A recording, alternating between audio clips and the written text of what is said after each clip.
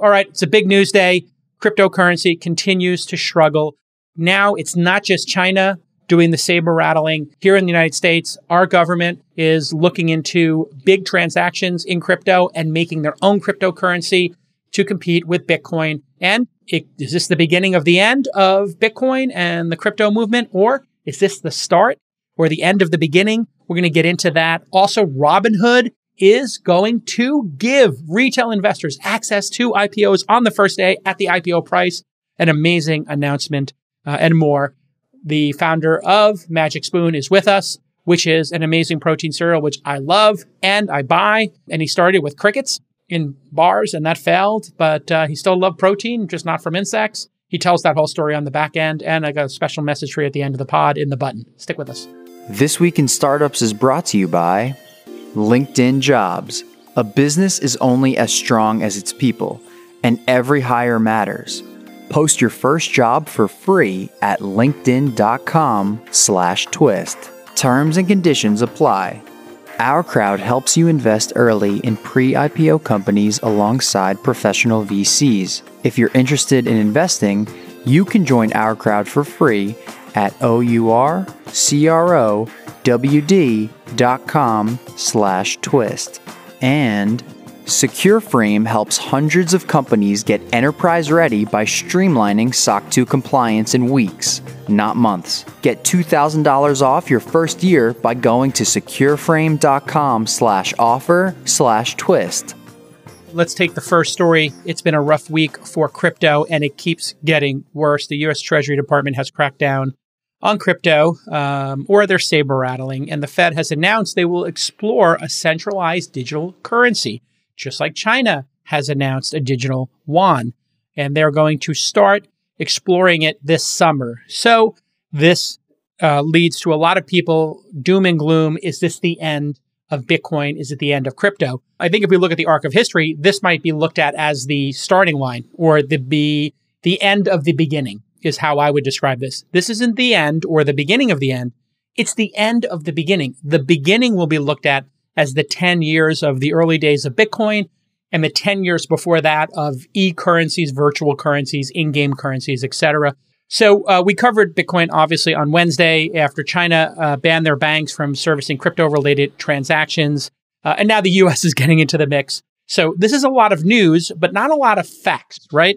And we were looking at, when I was talking on Wednesday, I made the point that a lot of the Bitcoin maximalists have lost their minds. They're so into this currency that they have no objectivity, which I can understand. If you bought something at $100 and it went to $60,000, all your objectivity gets lost. Trust me, I've been there. Robinhood, Uber, Calm. I love these brands. You're not going to convince me that they're not the greatest brands in the world. My children are the smartest in the world. Your children are the smartest and most beautiful in the world. In your case, the children might be Bitcoin. In mine, they might be some of these companies. It's talk in your book. I get it. But I told you, and I've been saying for years, if China wants to stop something, they stop it. They wanted to stop the Uyghurs. They put millions of them in jail. They wanted to stop booksellers. They tortured them and re-educated them. They wanted to stop Tiananmen Square. They ran tanks over their own people.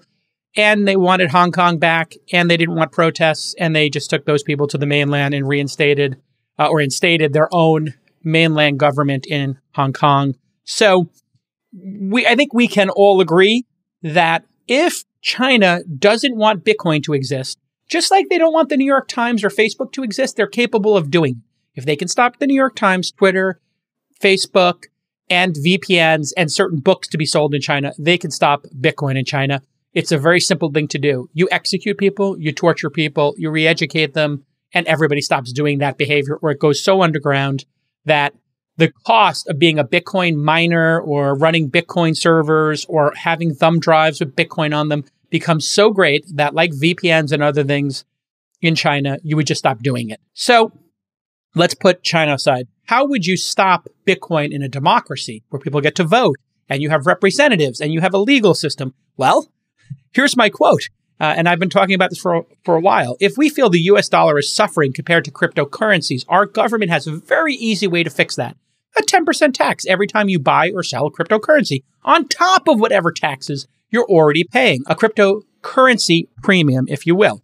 This is something that is a very real possibility here in the United States. And once you put a barrier like a tax in front of a behavior, the behavior goes down. And when you remove barriers, the behavior goes up. I think that's obvious to all of us. We all watched what happened with cigarettes. They banned the ability for you to smoke in a restaurant, and they did it slowly and on airplanes. And you're like, okay, we gave up airplanes, or we had a smoking section in restaurants and on airplanes. Then they banned it completely. Then they put a tax on it. And then the tax became $10 a pack. And then consumption went down. In the reverse, you stop penalizing people, or you stop criminalizing, or you stop people from, let's say, putting people in jail for selling, I don't know, fentanyl on Turk Street. What happens? The price of fentanyl goes down, because in the price of fentanyl on Turk Street in San Francisco, in that cost is the cost of getting your drug dealers in and out of jail and how many days off they have. So if you want the cheapest and the best drugs possible, the best fentanyl, the best meth, you go to San Francisco, which is why every junkie, a term in the dictionary for somebody who's addicted to heroin and opioids. If you're a junkie in the United States, you go to get your junk in San Francisco. Why? The least policing, the lowest price, the highest quality. So if you discount something, people will consume more. And if you tax it, they'll consume less. This would be the headwinds of all headwinds on cryptocurrency. Just like if you lower capital gains, people get more involved in the stock market and invest in more startups. That's why there's this big debate. Should we increase capital gains? Should we keep capital gains? You know, I can tell you, since I'm on the front lines of this, one of the big reasons people love to invest in startups and in the stock market is because of capital gains treatment. If not, they would just leave their money in other assets like boats, airplanes, and second and third homes. You lower capital gains tax, trading goes up. If Robinhood makes trading free and they do it with payment for order flow, people trade more. So on Thursday, the U.S. Treasury called for stricter cryptocurrency compliance with the IRS, saying crypto poses massive tax evasion risk. I added the word massive. U.S. Treasury Department announced they will require any crypto transfer worth $10,000 or more to be reported to the IRS as part of Biden's tax plan. That's a no-brainer. We knew that was coming. And investors have seen the value of their Bitcoin slide 25% of last month. And everybody's kind of realizing this is like maybe a capitulation moment and the end of the overheated movement. So there's probably two things going on here. Stimmy checks and people having excess capital at home because they're not going out. They're not going on vacation because of the pandemic. With the reopening, people are going to buy less Bitcoin, and they might even sell Bitcoin to do things in the real world, like go to an electronic music festival. According to CNBC, a growing number of Wall Street analysts have recently been sounding the alarm that regulators at the Treasury and the SEC could soon take a more active role in crypto regulation. Quotes from the Treasury Department release: cryptocurrency already poses a significant detection problem by facilitating illegal activity broadly, including tax evasion. So, can you stop Bitcoin and people trading it on USB drives? Well, there was somebody doing that in Vegas with poker folks. They were cashing in chips for Bitcoin. I don't know all the details of the story. You can do a Google search for it. But they pinched that guy, and you get in big trouble. Remember, Al Capone, they got him on taxes, not the booze. Story number 2, this summer, the Fed will take another step towards developing a cryptocurrency. The Federal Reserve will release a research paper, sound familiar, this summer that explores a move to a central bank digital currency, or CBDC. So CBDC is how I'm going to pronounce it. CBD, like the miracle drug in cannabis, with a C at the end. CBDC. And this is what most countries will do. This does not mean they would eliminate the dollar. They would keep the dollar. They would add this, and they would test it and make it 1 or 2% of money in the United States. So we probably have two currencies going on concurrently. It would be a digital dollar, basically. And the Fed has been studying payment systems for several years and plans to release an instant payment service called FedNow in 2023. Jerome Powell quotes, "The effective functioning of our economy requires that people have faith and confidence, not only in the dollar, but also in the payment networks, banks, and other payment service providers that allow money to flow on a daily basis. Technological advances will offer new possibilities to central banks, including the Fed. While various structures and technologies might be used, a CBDC could be designed for use by the general public. The moves of multiple countries, mainly China, in the central bank digital currency space has sped up the Fed's timeline, according to sources." So in summation, if we wrap this all up, the Treasury Department's cracking down on large crypto. The Fed is gearing up to learn its own version. That sounds actually very pro-crypto. It means crypto is here to stay. If they want to track it and make sure taxes are paid, they obviously want it to exist. And if they're making their own, this means crypto technology is becoming a fabric of life. So it's a win for crypto. Now, is that a win for Bitcoin? Maybe not. Maybe. It could mean that Bitcoin becomes the precursor to the CBDC and that Bitcoin is looked at as the AOL of the space. I know that I'm going to get a lot of people being upset, but it could be that if the CBDC is more powerful, more accepted, and easier to use, and your bank already has it, and Bank of America and Wells Fargo, can put your money into that, you might just start using it. It might have massive adoption. And so, how big is this risk for the $2 trillion crypto market? It's massive. In the short term, is it headline risk? Yeah, it feels like headline risk. In the long term, it's increasing legitimacy for sure, 100%. The crypto tax, I think, is clearly coming. Now, let's just talk about Bitcoin. It hit in 2017, and I spoke at a conference when it was hitting this $20,000 kind of mark, I think, 19,000 plus. And I told people, listen, this is a great time for you to sell. If you bought at $10, $1, $5, sell half your position, a third of your position, buy your home, buy your second home, pay down your debt, whatever it is, buy some Amazon or Uber or Airbnb stock. And it went down massively. And it stayed down for a long time. And then we had this huge valley from 19,000 down to 3,000, which is an 80% correction. Bitcoin steadily dropped for a full year to its first bottom of 3,000. And that was particularly painful. And you saw me doing 360 dunks on Twitter, also telling people don't be surprised if Bitcoin goes to zero. This is a possibility. And then we had another peak. In July of 2019, we saw it race from 3,000 up to 12,000, 4x, and people were really excited about that. And then the steady bull, run went to 12,000. And of course, we had another valley after that, 12,000 down to 6.5K, a 50% correction. And so Bitcoin drops again, it bottoms out, it loses 50%, but it was 2 times higher than the previous bottom, right? Remember we talked about that 3K bottom? Now the bottom's 6.5K. And I'm no chartologist. I don't believe in chartology or any of that stuff, but it is interesting to look at this process. The third mini peak happened in February of 2020, start of the pandemic, and I think it was pandemic driven. We have this huge rally and it goes 6.5 to 10K, up 50%, 53% in fact. And of course, a third major valley after that, from 10K back down to 4.9K, down 50% again. And following the rest of the financial markets into that abyss of uncertainty and the end of the world in March of the pandemic, COVID fears, it bottomed out at 4,900, lower than the 6,500 previous bottom, but between the 3,000 and 6,500 bottoms. And we have this fourth major peak, 4.9 up to 63K. That's what has made people lose their mind in the last year. 13x in 13 months, certainly something to be excited about. And here we are in the valley, 63K down to 40K. I think even today we were down in the 38K range, which is down a third. And so people who bought really, really had a little bit of a whirlwind here. To put that into context, I just pointed out the 2017 peak, the 2019 peak, the 2020 brief peak, and then this April 2021 peak. All of these peaks resulted in valleys that were 30, 50%, 80%. But the valleys went down less. So you had this 80% drop, 50% drop, and then a 30% drop we're experiencing now. I think the 30% drop winds up at 50%. So 63 in half is 31.5. I think we could hit the 30K level and maybe even 20. We'll see. My friend Zach Coleus, a friend of the pod who does Ask Jason and Zach with me on this pod, a friend of yours as well. He says this will be the end game for crypto as a mass market thing. The Fed and the Chinese will launch a centralized digital currency, stealing all the innovation. Then they will ban the decentralized currency. So he's kind of just going there.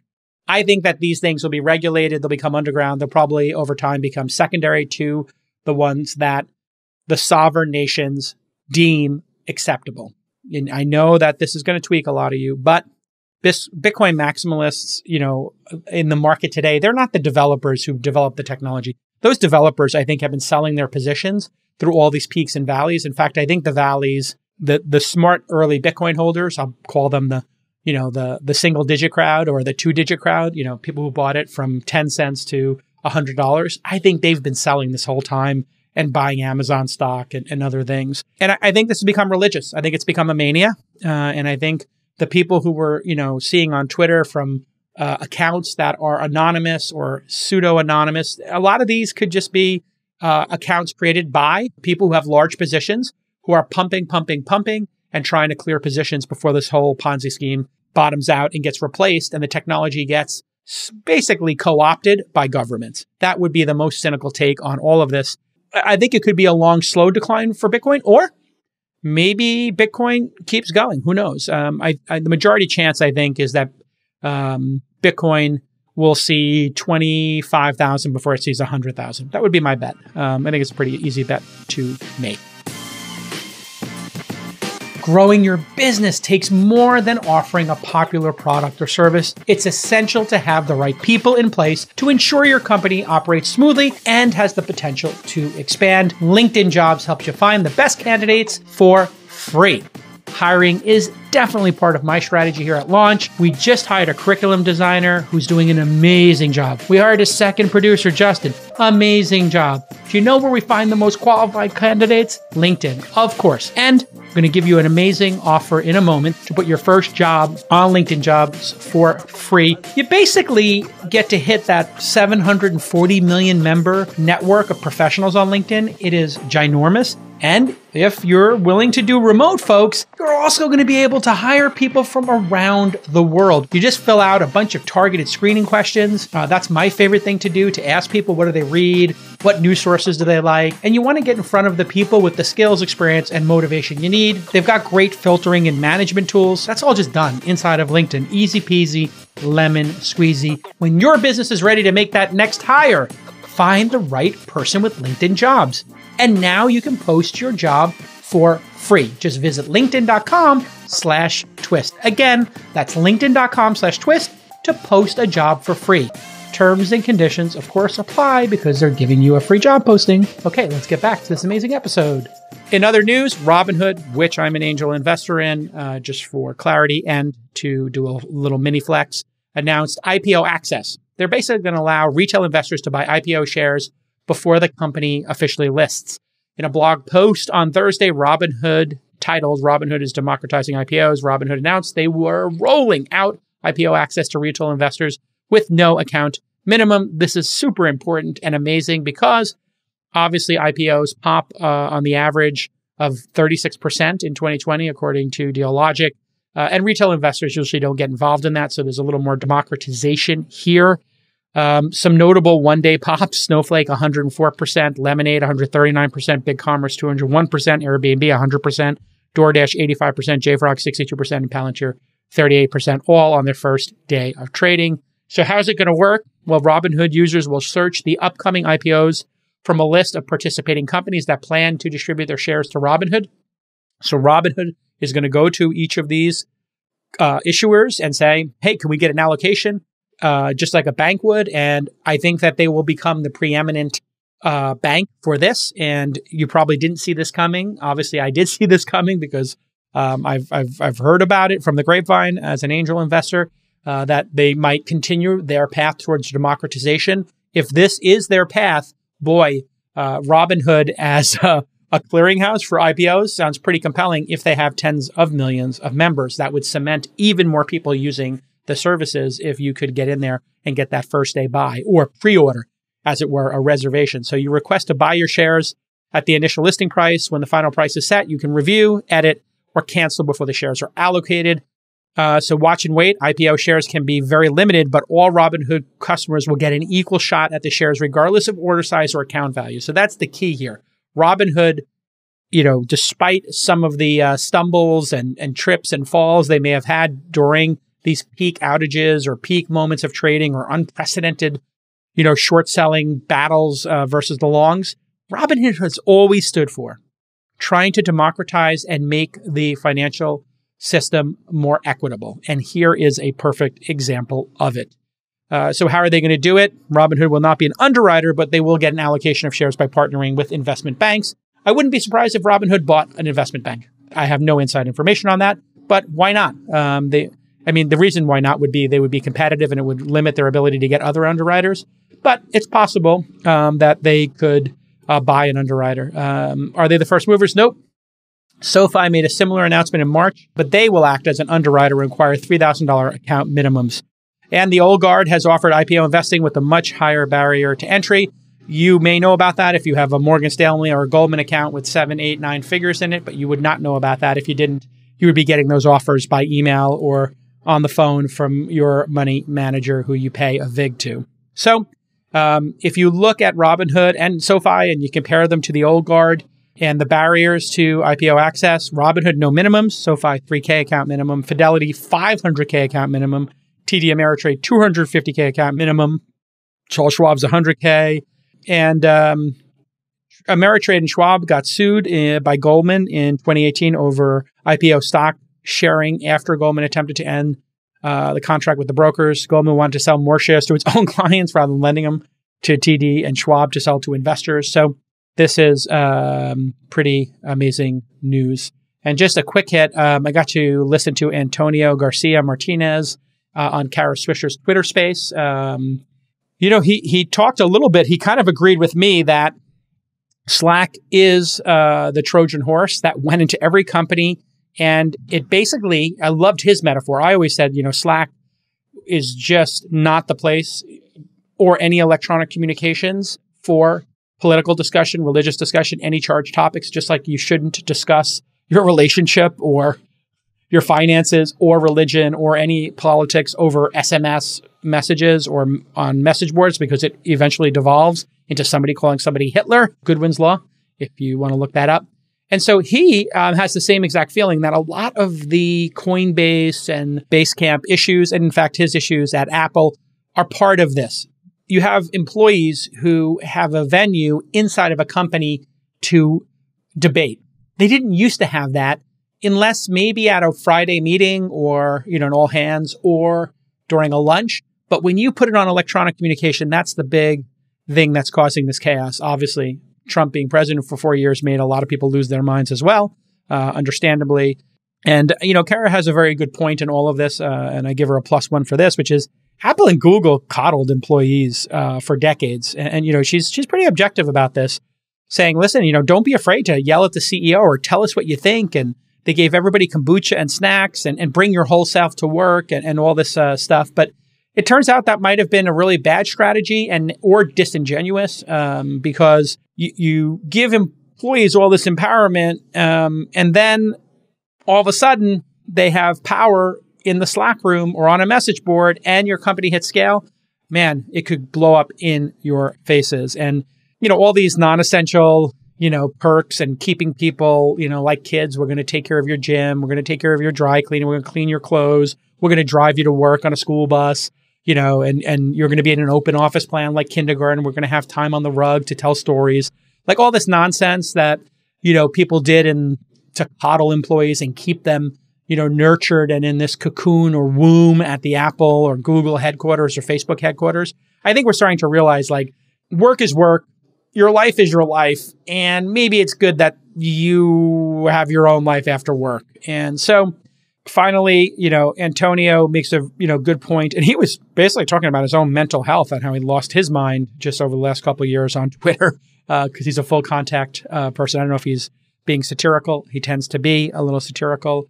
But his quote from that Twitter space, I think Twitter, Trump, and a year and a half of lockdown has made everybody crazy and nobody knows how to fix it. I know how to fix it. I'm going to go see the Knicks for 2 games in New York next week, and I hope to see you there. Okay.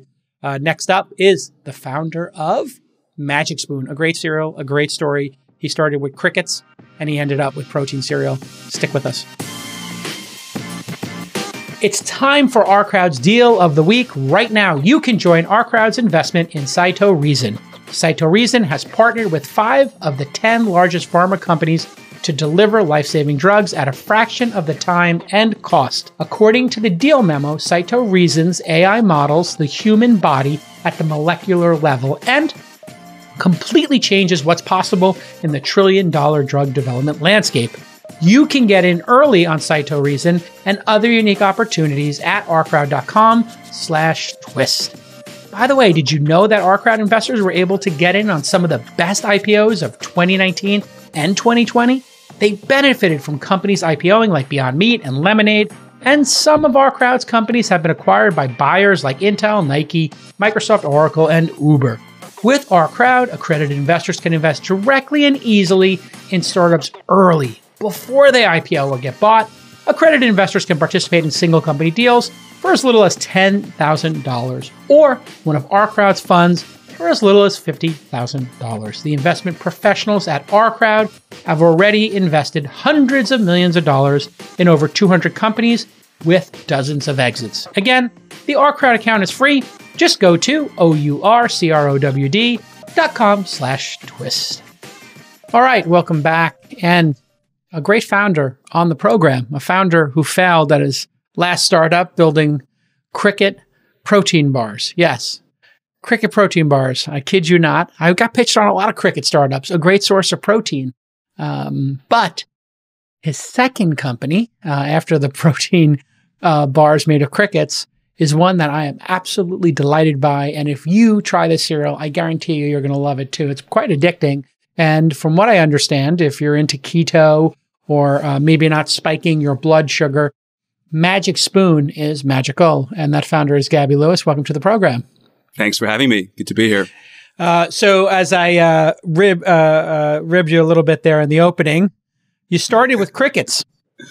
I did. How did you even find out about Cricket protein? And I was going to ask you why that failed, but I think it's pretty obvious people don't want to eat bugs. Did you figure that out? It was too tall of a mountain to climb? It took us 5 years. Eventually, it sunk in. That was actually half of it, and we can get into it. Was it really?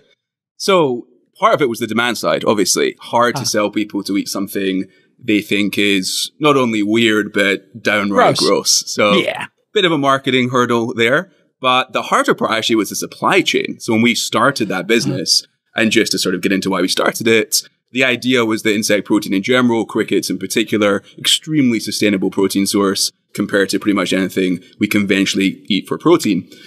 And we thought it would be an interesting idea if we could convince people to move some of their diets away from traditional animal protein towards sustainable proteins like crickets. And our idea for convincing people to sort of make that leap was to develop a line of protein bars that turned the cricket protein into a flour that had no taste and sort of create this Trojan horse of sorts.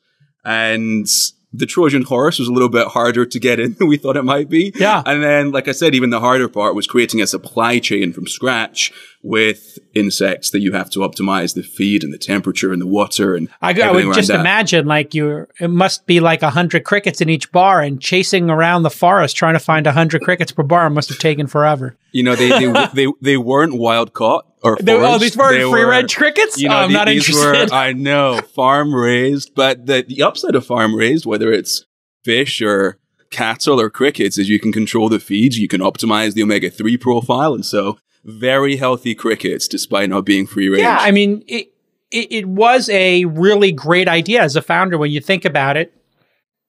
Everybody wants sustainable protein. We know how horrible, factory farming is in terms of cruelty, sustainability, bacteria, and, antibiotics. I mean, it's just a long list of why that's not a sustainable protein source. And it seemed like a really good idea. And we were pitched on many different companies doing it. And the sourcing of crickets was always a problem. And of course, getting people to not be grossed out buying it. It was like a really unique set of people who wanted to buy into this. But you sold it to Aspire Foods, and then you started Magic Spoon back in, I think, the beginning of 2018, and raised a little bit of money for that. What was the initial concept there? And then tell us what you learned from the protein bars that you carried over into Magic Spoon and the formulation of this next company and idea.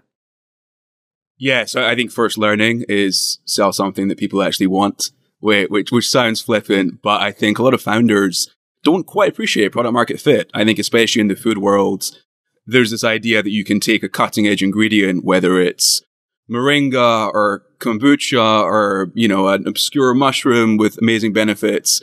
And if it makes logical sense and you're a smart, capable founder, you can brand it nicely and convince people to buy it. And that was sort of what we were trying to do with Exo Protein. The idea made sense logically. We thought with some clever marketing, we could just make cricket protein mainstream overnight, or at least in a couple of years. Turns out it was a little bit harder than we thought. And so this time around for our next business, we wanted to do something a little bit less niche than crickets. And what could be less niche than cereal? It is the only food group, basically, where you wander into the grocery store, there's an entire aisle dedicated to it. Yes. And from kids to adults, everybody loves a bowl of cereal. It's like a go-to food. But cereal is the worst thing you could possibly eat historically. Sugary cereals are flour and sugar and do what to your blood and do what to your chemistry? Yeah, 100%. So it's this whole aisle just stuck in this old paradigm of sugar and carbs and grains. But it's a product that everybody loves. Everybody's got amazing childhood associations with being carefree, watching cartoons, having a delicious bowl of sugary cereal. But most people, including myself, when they grow up, they stop eating it as often. Maybe it goes from every morning to a couple of times a week, or a guilty late night snack. And what we wanted to do, or at least see if it was possible to do, was recreate that same taste and texture we all loved from the classic cereals, but do it in a way that's guilt-free, grown-up ingredients, optimized macronutrients, meaning high protein, low carb, zero sugar. And that was really the idea for Magic Spoon. And how does one, as a food entrepreneur, actually formulate something that I think, you know, really didn't exist before you did it? There were very few people in this space. How does one go about making a product? I'm curious, like, is there like a laboratory you go to, resellers? How do you do it? Yeah, it's very different for different types of foods. So for most products you see in the grocery store, the way somebody would start to formulate it is they would start in their own home kitchen. So let's say it's a protein bar, like our last business. You start in your own home kitchen, you'd order maybe nut butters, dried fruits, get a Vitamix, blend it together, form it by hand. Next stage is you rent space in a small commercial kitchen, rent it by the hour. They got some larger scale machinery. Maybe you can make a few thousand protein bars there, for example. Then you find a small co-packer, contract manufacturer, outsourced partner. They've got bigger machinery. Maybe they make 10,000 bars and you scale up from there. Cereal, though, there's no version of making it at home. You can't just puff. You can't puff the whatever the main ingredient might be. But what you described was how RX bar grew, correct? Like it was like dates and eggs and whatever, and they literally handcrafted them and then made small batches and then co-packers. 100%. Yeah. And you can do that with most products you see in the grocery store. If it's a beverage, a snack product, our product, cereal, it's an extruded product. So basically, you take a flour, or in our case, a protein powder, and you put it through an extremely expensive, large-scale piece of machinery. And so there's no small-scale way to test it out. So we had to go around the country and visit all these different cereal manufacturers and convince them basically to run trials for us and help us develop that initial formulation. So we went through probably every protein source you can think of, except for crickets, actually. But everything else, from pea protein to whey protein, collagen, everything in between. We tried every natural sweetener you can think of in various permutations. And after about 6 months of testing endless formulas, came up with a texture that mimicked the texture of classic cereals. And then we moved on to the flavoring and worked with a bunch of different flavor companies, testing, for example, dozens of different cocoa flavors with slightly different lighter, darker vanilla notes. And eventually we sort of dialed in the various formulations. I have to say, you know, the Magic Spoon flavors are absolutely delicious. And there's a peanut butter one, which I think is my favorite right now. We got the variety pack at some point, and I tried them all. There's a Fruit Loops type one, like a fruity one, and there is a frosted one and a cocoa one. But they all kind of look like Cheerios, that size. Yeah, they're all like little round O's, right?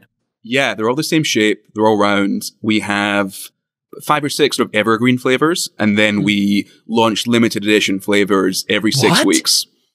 I didn't know about that. And that's incredible. And when you look at it, the major difference I noticed is there's almost no protein in like your Frosted Flakes, like 1 gram per serving. Somehow you figured out how to get like, I think it's 14 or 15 grams. Yeah, exactly. In a serving? So it's literally 10 times, 14 times the amount? It is. And it's funny, one of those large cereal companies I won't name, they came up with a quote-unquote high-protein version a few years ago, and they increased the 1 gram to 3 grams. So they literally tripled it, but you did 14. I mean, so that was the sort of level of innovation. Is that a cost issue? Is it really expensive to put protein in it? Is that the issue? I think it's a number of things. Protein powder is massively more expensive than wheat flour or sugar that other brands are using. And I mean, it's funny to look at cereal as a category, traditional cereal. It's sort of a microcosm of everything that's wrong with the food system, right? It's industrially processed, subsidized grains and sugar. It's sort of if you could try and create a tasty but as cheap as possible food just to like quickly satisfy people and give them a quick energy bump that's going to crash later, that's cereal just in a box and then marketed to children. So very cheap ingredients, very cheap formulations. Protein is more expensive. And then there's also some formulation hurdles. So once you generally get the base formula to be around 40% protein, and we're much higher than that, it comes out quite hard. And so it took many months of formulations for us to figure out how you get the light, airy texture as well. So that's like you have to blow some air into it or something? I mean, some aeration occurs?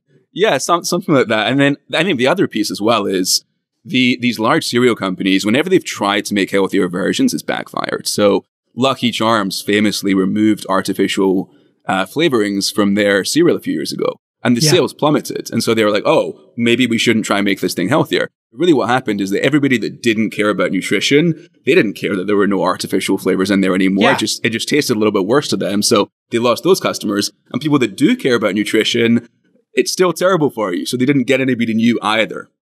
Yeah, it's like if somebody's walking into McDonald's, no offense to McDonald's, they're not thinking about their nutrition. So making a Big Mac healthier means nothing to the McDonald's customer, you know, all respect intended. Like maybe adding a salad would bring in extra customers, but it actually makes total sense. If, you know, and making a Coca-Cola, making a Diet Coke, yeah, maybe that's like it's a different product line, right? And I think that's probably the mistake. What they should have done is just said, hey, we own, you know, Frosted Flakes. We're going to make a different brand, like Magic Spoon. Look, you probably keep hearing about SOC 2 compliance, and you might think, is this relevant for me? Well, if you're targeting any large enterprise customer, there are all sorts of data privacy and security measures that you need to have buttoned up in order to close those deals. And you don't want your engineers taking time to do this kind of stuff. And you definitely don't want to hire a third-party auditor. No joke, getting SOC 2 compliant can take months and it costs a ton. That's where Secureframe comes in. Secureframe helps hundreds of companies get enterprise ready by streamlining SOC 2 compliance in weeks, not months. They also monitor over 40 services, including AWS, GCP, and Azure. Secureframe will continuously collect audit evidence, run security awareness training, manage vendors, infrastructure, and more, all automatically. On average, Secureframe customers save 50% on their audit costs and hundreds of hours of time. Their team of compliance experts and auditors are happy to answer any questions and give advice. When you think of compliance, don't get stressed. Just think of Secureframe. Streamlined, affordable, and hassle-free. Secureframe is offering, what? $2,000 off the first year for Twist listeners. That's right, $2,000 off your first year at secureframe.com/offer/twist, okay? secureframe.com/offer/twist for $2,000 off. Nicely done, Secureframe. Okay, let's get back to this amazing episode. You guys charge, I think, $9 or $10 for a box of cereal. The equivalent for Frosted Flakes would be like $3. So you charge 3 times as much. A bowl of cereal goes from, 50 cents to $1.50, something in that range. How do you overcome that with customers, or is it just that Frosted Flakes are just too goddamn cheap and it doesn't matter to people? Most of the latter. I mean, there's a lot of categories where we've seen this happen, right? Whether it's personal care or beverages, there's like the cheap Coca-Cola, and then there's the kombucha or the healthier beverages that are massively more expensive, or even just to look at juice, right? You've got the Tropicana orange juice, and then cold pressed juice comes in several years later and it's much, much more expensive. And so time and time again, we've seen that people will pay for a higher quality product. What we tend to do to get people over the initial shock is explain, and this is right when we say it, what we're selling is not really cereal. I mean, it's literally not cereal. There's no cereal grains in our product in terms of a strict initial definition. What we're selling is protein powder in the shape of cereal. And so when you compare it to a protein bar, per gram of protein, we're cheaper than a protein bar. And nutritionally, we're the same. You're 10 cents a gram of protein, 12 cents a gram of protein. Yeah. And so once you frame it like that and you compare it to an RX bar, a Quest bar, a protein shake, whatever, it's a much cheaper breakfast option. Makes complete and total sense. Do you only sell direct to consumer?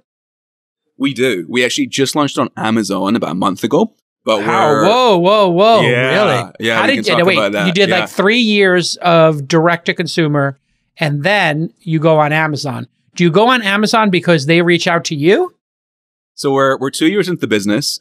Yeah. All D2C. We decided to go on Amazon for a couple of reasons. One, there's just a lot of people that only shop on Amazon, and we were losing them to copycats that are popping up. So you had a gun to your head, basically.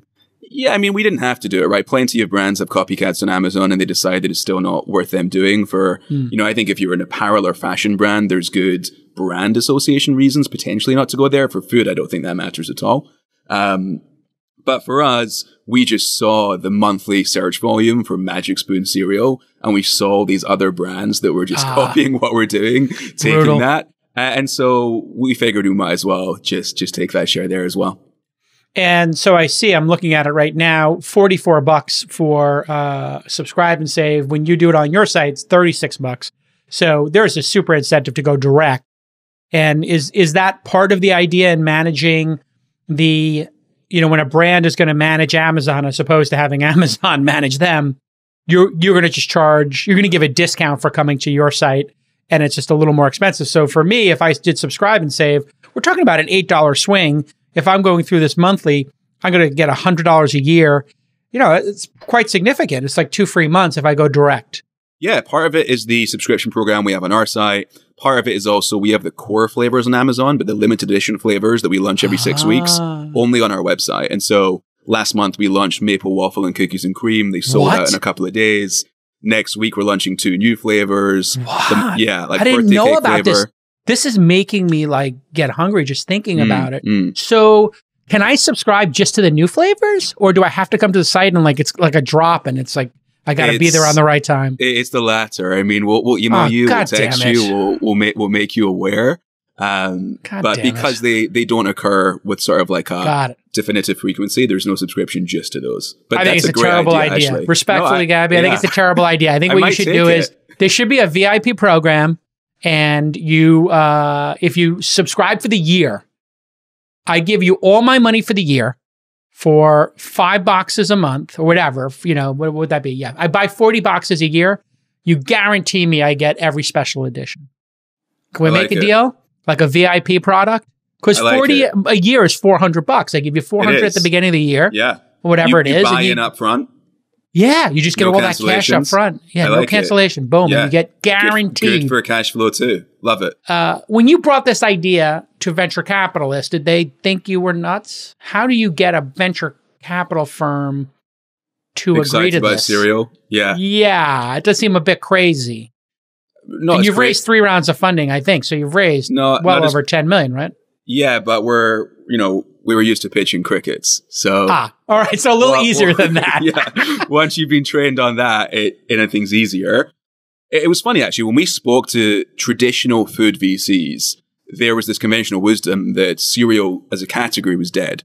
We actually spoke to one investor who said to us, I think it's an amazing idea, but don't call it cereal. Call it puffs or bites or something else. Because people were looking at the category of cereal and they were seeing it decline year over year. And it was, but it's declining from 12 billion to, something slightly smaller than 12 billion, still an enormous category. But for whatever reason, people just saw that and they thought, we don't want to get into this declining category. Traditional food investors, I'm talking about now. And then there was also concerns, I think, as there is often with other food companies that are innovating, that this is a category that's dominated by, in our case, 3 companies. So Mills, Post, and Kellogg's control about 80-85% of the market and dominate shelf space. So that was another worry. But I think all of that was sort of alleviated by the fact that still an enormous category, a product that people absolutely love, and really the first true innovation in this aisle since granola, maybe. If you walk the cereal aisle 30 years ago, it looked the same as it did 2 years ago. And so really it's just been dying for something new. And a lot of the investors personally, what we were doing really resonated with them. Like when we described to them how we wanted to bring back cereal in a way that was packed with good stuff and had none of the bad stuff, it made sense on a personal level as well.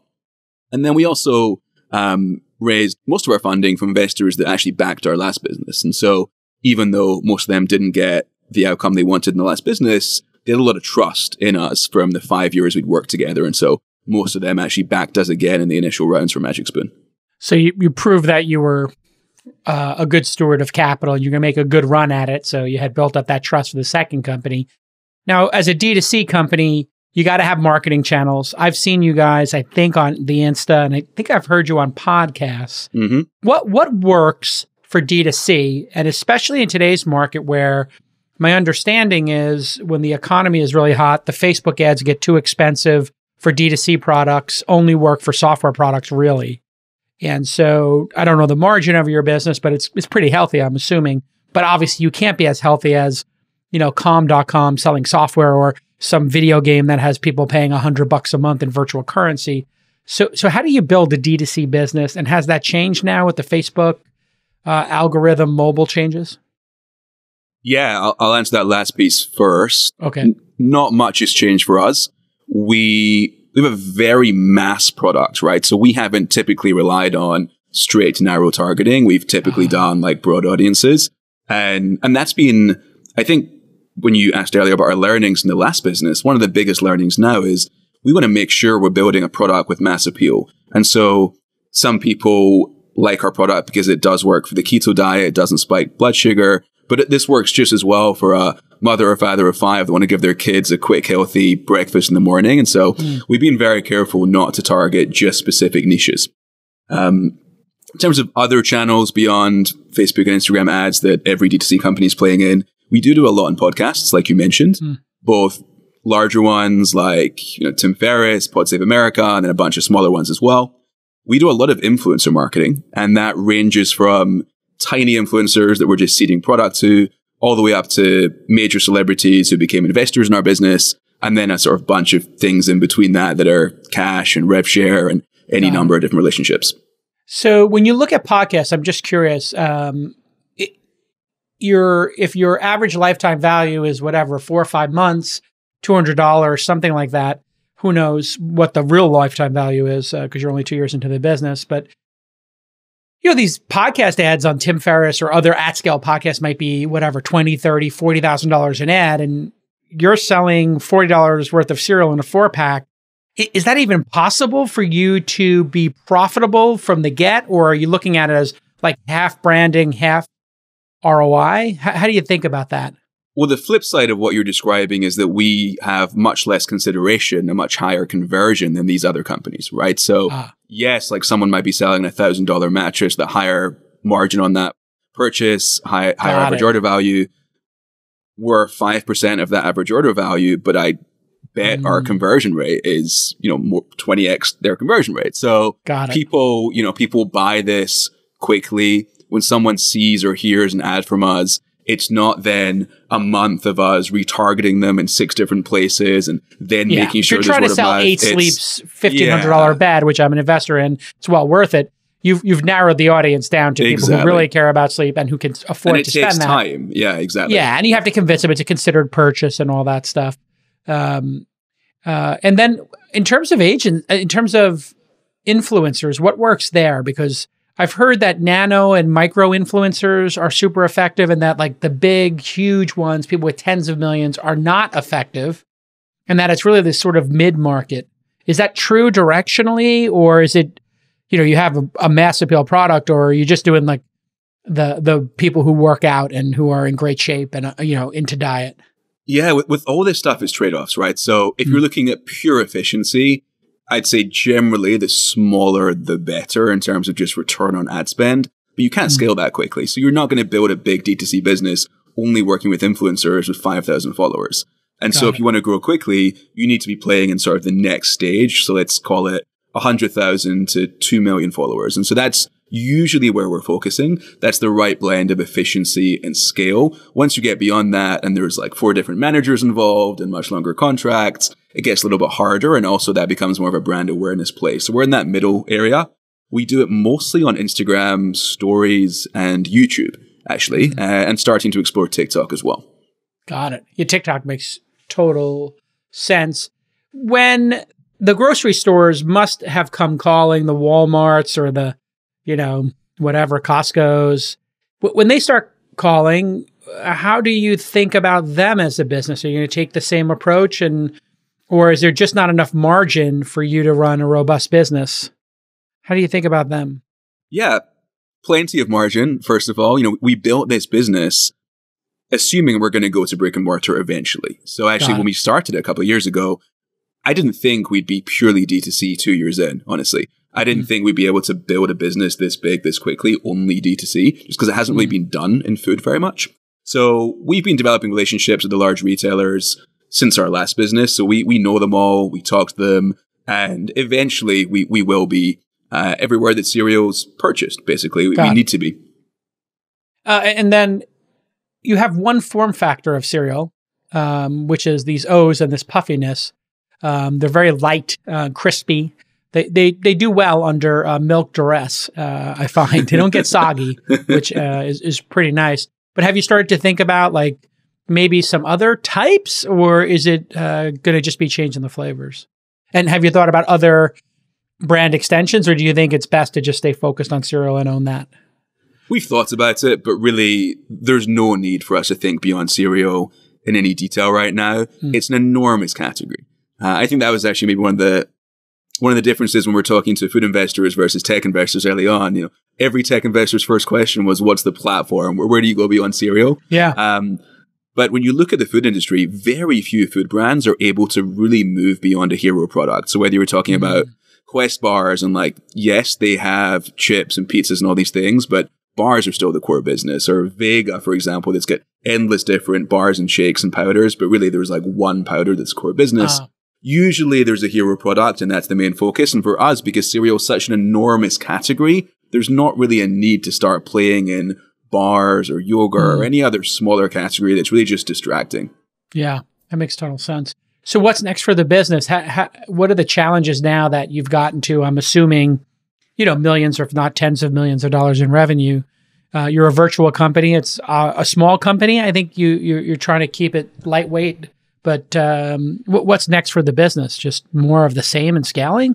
Or do you have to is there something different that occurs when you get to, really true scale? Yeah, it's a boring answer, but it's really just more of the same. Most things are working right now. And so we're 22 people right now, currently remote, but we'll be transitioning back to being in the office in New York. So hiring for all of our teams. And when are you going to do that? And then how are you going to manage that? Do people want to come back, or do people want to stay remote? Yeah.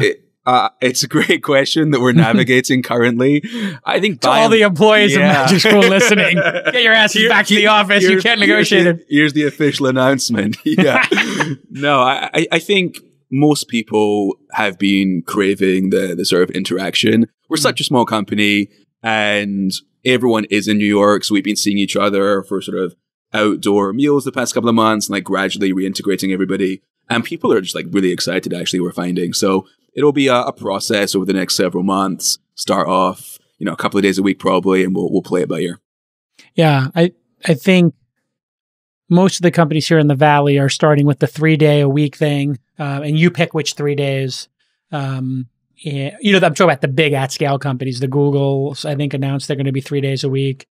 And then, other places are just saying, listen, if we love saving 10% on 20% on our costs, and you save the 2 hours of commuting. So it feels like maybe people work a little bit more since they're not commuting because they get to the desks earlier and they leave later. And I feel like the grand bargain here is if you work at home, you have to be a high performer. And because, if you're not a high performer, you find out immediately because the person is not getting a ton done. It's just, you have to look at the actual work as opposed to looking at the culture. What did you learn during remote work? Did you figure some things out as a manager and as a founder? Yeah, well, I actually think your point about figuring out whether somebody is good, faster in a remote world actually applied to hiring for us. So we found we were forced to become a lot better at hiring, meaning we relied a lot more on projects, on case studies.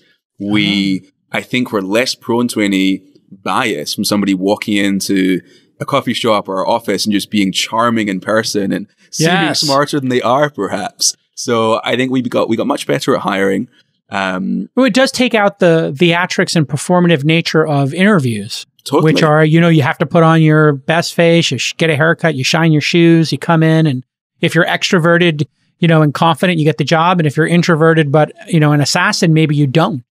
Right? Yeah, and it's easy to sort of fall for that and not realize until it's too late. Right. I think to the prior question, just around what kind of companies it's right to be remote or in person. I think the smaller your company is and the faster things are moving, the more important it is to be in one place. So because we're only 2 years old, because we're only 20 people, because there's only a couple of people in each function that know what's going on. So we only have a couple of operations people, a couple of growth marketers. It's so much easier if they're all in one place and can just overhear each other's conversations. I can see at a much larger company, once we're in the hundreds of people, it matters a little bit less because things aren't changing as fast. But for us, given how quickly everything's changing, I think more important probably than for larger companies to eventually be more in person. Stupid question. The boxes in cereal, is that like a standard thing, the size and everything? And you're tied to that? No. Because I was looking at it and I was like, why don't people send me these, especially since they're coming in mail? Why aren't they sent in some other type of bag? Because I get, who's your competitor?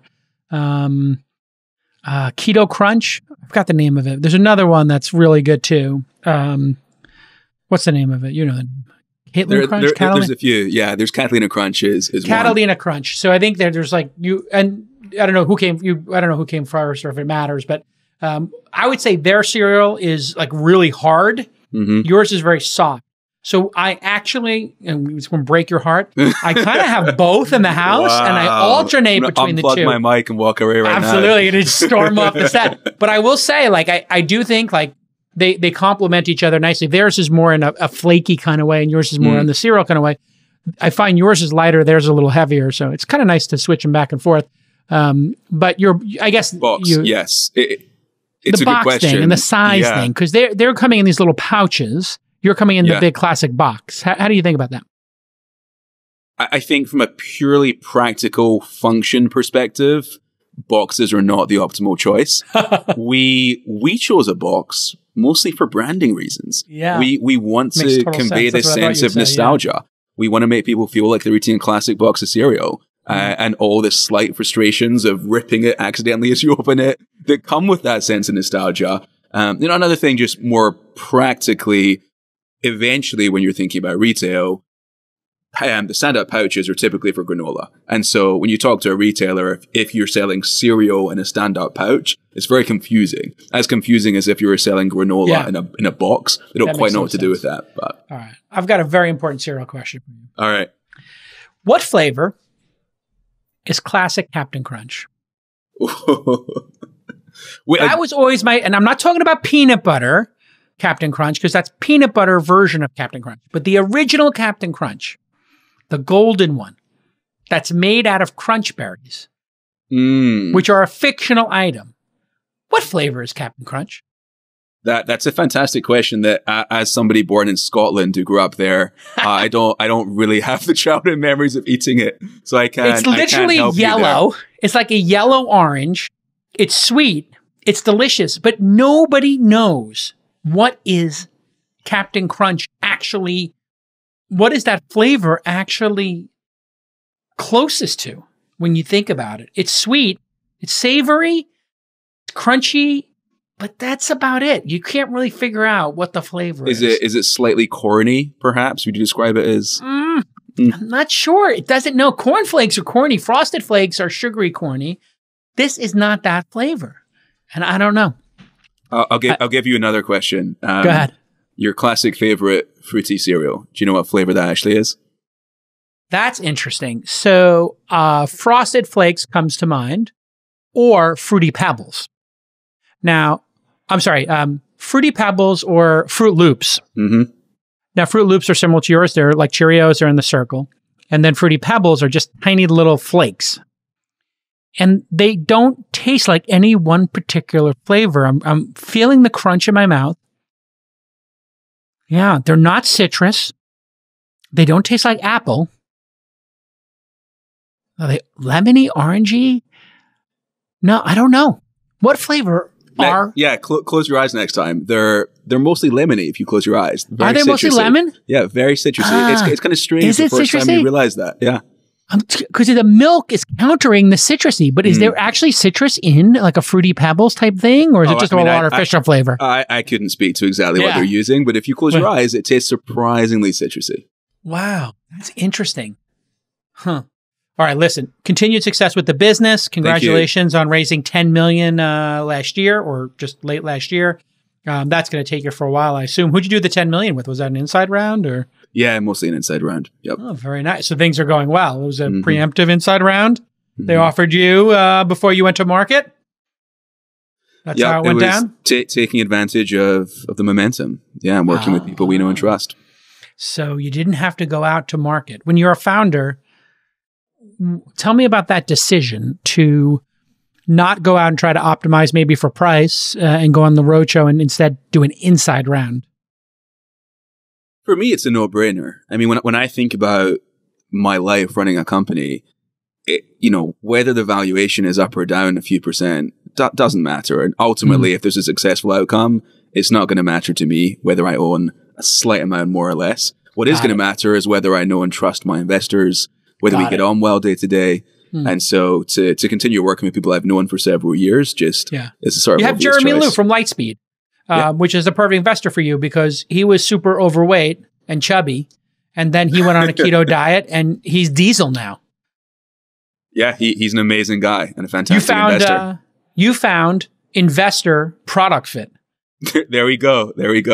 No, it's a serious thing. I mean, I know Jeremy and he literally struggled with weight and he was very public about it. And then like he went on like a crazy diet and worked out and he's diesel now. So he understands keto.